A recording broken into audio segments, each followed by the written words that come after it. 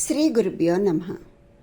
అక్బర్ బీర్బల్ కథల్లో భాగంగా ఇప్పుడు మనం చెప్పుకోబోయే కథ పేరు బంగారు నాణాలు. ఇది ఒక క్లిష్టమైన సమస్య ఉన్నటువంటి కథ అన్నమాట. చాలా ఆసక్తికరంగా ఉంటుంది. అటువంటి క్లిష్టమైన సమస్యను ఏ విధంగా బీర్బల్ పరిష్కరించాడు అనేది మనకి తెలుస్తుందన్నమాట. ఆ కథ ఏంటంటే, ఒకరోజు ప్రజల కొరతలు వింటున్నాడు అని తెలిసింది. అది తెలియగానే ఓ ముసలావిడ గంపెడాసితో ఆయన్ని చూడడానికి బయలుదేరింది. కాపలా భటులు సంగతి ఏమిటి అని అడిగారు. నాయనా, నేను చక్రవర్తిని చూడాలి అన్నది ఆమె ఆయాసంతో రొప్పుతూ. నెమ్మదిగా రా అంటూ భటులు ఆమె చేయి పట్టుకుని కొలువు తీరి ఉన్న చక్రవర్తి సమక్షానికి తీసుకెళ్లారు. ఆమె సభలో అడుగుపెట్టగానే వంగి నేలను తాకి చక్రవర్తికి సలాం చేయడానికి ప్రయత్నించింది. ఆమె వయసును గమనించిన చక్రవర్తి సింహాసనం నుంచి లేచి వచ్చి, పర్వాలేదు, వచ్చిన పనేమిటో చెప్పు అన్నాడు. ఆలంపన, నా పేరు సుందరీబాయి, పేద ముసలిదాన్ని అంది ముసలావిడ. అవన్నీ తెలుస్తూనే ఉన్నాయి. ఇక్కడ పేదలు ధనికులు చిన్న పెద్ద తేడాలుండవు. నీకు వచ్చిన కష్టమేమిటో చెప్పు అన్నాడు చక్రవర్తి. తమరు కాదంటే నాకెవ్వరూ న్యాయం చేయలేరు ఆలంపన అంది ముసలావిడ గద్గద స్వరంతో. నన్నేం చేయమంటావో, నీ సమస్య ఏమిటో కాస్త గట్టిగా చెప్పు అన్నాడు చక్రవర్తి. ఆలంపన, గత సంవత్సరం బద్రీనాథ్ యాత్ర చేసి రావాలి అనుకున్నాను. ఆరోగ్యం బాగానే ఉంది, కానీ వయసు పైబడ్డం వల్ల కాళ్ళు చేతులు బాగున్నప్పుడే వెళ్ళి వద్దాము అనుకున్నాను. ముందు వెనక ఎవ్వరూ లేరు గనక ఇన్నాళ్ళు కొద్ది కొద్దిగా కూడబెట్టిందంతా అమ్మి బంగారు మొహరీలుగా మార్చాను.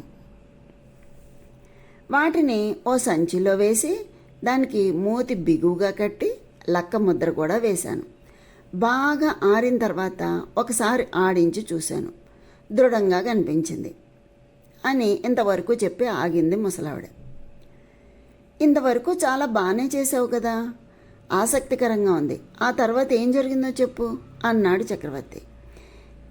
నేను ఆ సంచిని మన నగరంలో ఉన్నటువంటి అందరూ గౌరవించే గృహస్థు అయిన గుల్షా దగ్గరికి తీసుకెళ్ళి తిరిగి వచ్చే వరకు భద్రంగా దాచమని వేడుకున్నాను. అతడు అందుకు అంగీకరించగానే సంచిని తీసి చూపించాను. అతడు దాన్ని ముట్టుకోకుండానే, అంటే ముట్టుకోవడానికి కూడా ఇష్టపడలేదన్నమాట, ముట్టుకోకుండానే నన్ను వెంట పెట్టుకుని అతడి ఇంట్లో పెరట్లోకి తీసుకెళ్ళి, అక్కడ ఒక పాకు ఉంది, ఆ పాకలోకి తీసుకెళ్ళి అక్కడ ఒక గొయ్యి తవ్వి దాన్ని, అంటే ఈ సంచిని అందులో పూడ్చిపెట్టమన్నాడు. చుట్టుపక్కల ఎవ్వరూ లేరు. నేను అతడు చెప్పినట్లే చేశాను. నీకు ఇక ఎలాంటి విచారం అక్కర్లేదు, తిరిగి వచ్చి నువ్వే దాన్ని నిక్షేపంగా తీసుకోవచ్చు అని చెప్పి పంపించాడు. కృతజ్ఞతలు తెలియచేసి వచ్చిన నేను తీర్థయాత్ర ముగించుకుని 4 రోజుల తర్వాత తిరిగి వచ్చాను. వచ్చిన తర్వాత ఆ నాణాల సంచి కోసం గుల్షా దగ్గరికి వెళ్ళాను. నన్ను ఆయన నవ్వుతూ పాకలోకి తీసుకెళ్ళాడు. పాతిపెట్టిన చోట తవ్వి సంచిని తీసుకోమన్నాడు. అలాగే తవ్వి తీసుకున్నాను. పూడ్చిపెట్టిన సంచి అక్కడే ఉంది. లక్క ముద్ర కూడా చెక్కు చెదరకుండా అలాగే ఉండడంతో సంతోషంగా మళ్ళీ అతనికి కృతజ్ఞతలు చెప్పి నేను ఇంటికి తిరిగి వచ్చాను. సరే, వచ్చిన తర్వాత ఇంటికి చేరగానే ఆ లక్క ముద్ర తొలగించి మూట విప్పి చూశాను. చూడగానే నా ప్రాణం పోయినట్టయింది. బంగారు నాణాలు కనిపించలేదు, అందులో బంగారు నాణాలు లేవు. వాటి బదులుగా అదే పరిమాణంలో రాగి నాణాలు ఉన్నాయి అంటూ ముసలావిడ ఇంకా తర్వాత మాట్లాడలేక భోరున ఏడుపు మొదలుపెట్టింది. ఏడవకు, ఊరుకో అని ఓదార్చిన చక్రవర్తి సభలో ఉన్న వాళ్ళందరికేసి తిరిగి ఈ సమస్యను ఎలా పరిష్కరించగలం అని అడిగాడు. ముసలావిడ ఎంతో ఆతృతగా వాళ్ళందరికేసి చూడడం మొదలుపెట్టింది. సభలో ఒక్కరు కూడా నోరు విప్పలేదు. ఆఖరికి మన బీర్బల్ ఉన్నాడు కదా, బీర్బల్ లేచి నిలబడి, ఈ మర్మాన్ని నేను ఛేదించగలను అనుకుంటున్నాను షెహన్షా అన్నాడు. ఆ నమ్మకం నాకు ఉంది బీర్బల్ అన్నాడు చక్రవర్తి తల పంకిస్తూ. షెహన్షా ఆ నాణాల మూటను ఒకసారి పరిశీలించి చూడాలి అనుకుంటున్నాను అన్నాడు బీర్బల్. ఇదిగో సంచి అంటూ ముసలావిడ సంచిని బీర్బల్ దగ్గరికి తీసుకెళ్లి చూపించింది. బీర్బల్ ఆ సంచిని తీసుకుని తిప్పి తిప్పి కొంతసేపు పరిశీలనగా చూశాడు. ఇందులో ఏదో తిరకాసు ఉంది అనుకుంటూ పెదవులు బిగించి ఆ తర్వాత ముసలావిడితో, నువ్వు చెప్పేది నిజమైతే నీ నాణాలు నీకు తప్పకుండా వస్తాయి అని ధైర్యం చెప్పాడు. నేను అబద్ధం చెప్తేనా నా నెత్తిని పిడుగుపడి చస్తాను అంటూ ముసలావిడ చేతులెత్తి ఆకాశం కేసి చూసింది. తప్పకుండా నిజాన్ని బయటపెడదాం, ఎల్లుండి రావమ్మా అన్నాడు చక్రవర్తి. ముసలావిడ వంగి నమస్కరించి అక్కడి నుంచి బయటికి వెళ్ళిపోయింది.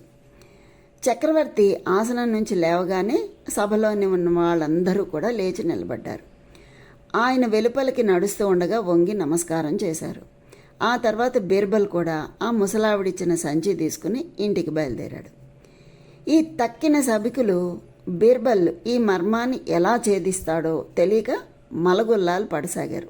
ఇది తెలిసిందే కదా, ఎక్కడైనా మనకి ఇలాంటి సమస్య వచ్చినప్పుడు వాళ్ళు ఎలా చేస్తారో చూద్దాము, లేకపోతే ఈర్ష్యపడే వాళ్ళు ఎక్కువ మంది ఉంటారు, ప్రతి చోట మనకు కనిపిస్తూనే ఉంటారు. ఇక్కడ కూడా అంతే. అంటే ఆ కాలం నుంచే ఉన్నారు ఇలాంటి వాళ్ళు, ఇప్పుడు ఉండడంలో పెద్ద ఆశ్చర్యం ఏమని చెప్పండి. ఒకవేళ బీర్బల్ ఛేదించలేకపోతే చక్రవర్తి ఆగ్రహానికి గురి కావడం తథ్యం.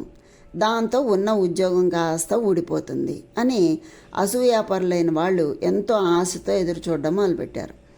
సమస్యను పరిష్కరించడం ఎలాగా అని తీవ్రంగా ఆలోచిస్తూ ఇల్లు చేరినటువంటి బీర్బల్ను భార్య చిరునవ్వుతో పలకరించింది. బీర్బల్ దాన్ని పట్టించుకోకుండా ముభావంగా తలాడించడంతో తాగడానికి నీళ్లు అందించి వంటగదిలోకి వెళ్ళిపోయింది భార్య. ఇక్కడ బీర్బల్ బట్టలు మార్చుకుని కాళ్ళు చేతులు కడుక్కొని భోజనానికి కూర్చున్నాడు. భోజనం అయిందనిపించి వరండాలో కాసేపు అటు ఇటు తిరిగాడు. మధ్యాహ్నం కునుకు తీద్దామని వెళ్ళి నడుము వాల్చాడు. ఆ నడుము వాల్చిన బీర్బల్కి మెరుపులాంటి ఆలోచన వచ్చింది. దాంతో చివుక్కున మంచం మించి లేచి కూర్చున్నాడు. వెంటనే కత్తిరి తీసుకుని ఆ పడకపై ఉన్నటువంటి తొడుగును ఒకవైపు చకచకచక కత్తిరించాడు. ఏంటండి బంగారం లాంటి బట్టను అలా కత్తిరించేశారు అంటూ వాపోతున్న భార్య మాటలను పట్టించుకోకుండా ఆ పడక పై తొడుగును జాగ్రత్తగా విడిగా లాగుతూ నౌకర్ని పిలిచాడు. నౌకరు పరిగెత్తి రాగానే దాన్ని వాడి చేతికిచ్చి, నగరంలో గట్టివాడైన దర్జీ చేతికిచ్చి దీన్ని చక్కగా కుట్టించుకురావాలి అని చెప్పాడు. మన్సూర్ అలీకి మించిన దర్జీ మన నగరంలో లేడు. అతడు నేను బాగా ఎరిగినవాడే అని చెప్పిన నౌకరు, అవును, ఇది తమకెప్పుడు కావాలి అని అడిగాడు. రేపు మధ్యాహ్నానికల్లా ఇస్తే చాలు అన్నాడు బీర్బల్. చెప్పినట్లుగానే ఆ మర్నాటి సాయంకాలానికల్లా కుట్టిన బట్టతో తిరిగి వచ్చాడు నౌకరు. బీర్బల్ దాన్ని తీసుకుని 4 మూలలా పరిశీలించి చేత్తో తడిమి చూశాడు. తను కత్తిరించిన చోటు తెలియకుండా చాలా చక్కగా కుట్టబడి ఉంది. చాలా బాగా కుట్టాడు, మన్సూర్ అలీని చూడాలి, రా వెడదాం అంటూ నౌకర్ని వెంట పెట్టుకుని బయలుదేరాడు బీర్బల్. ఈ బీర్బల్ని చూడగానే, హుజూర్, తమరు ఇంత దూరం రావాలా?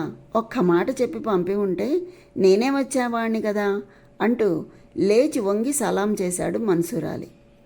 అద్భుతమైన నీ పనితనాన్ని మెచ్చుకోవాలని స్వయంగా వచ్చాను అన్నాడు బీర్బల్ చిన్నగా నవ్వుతూ.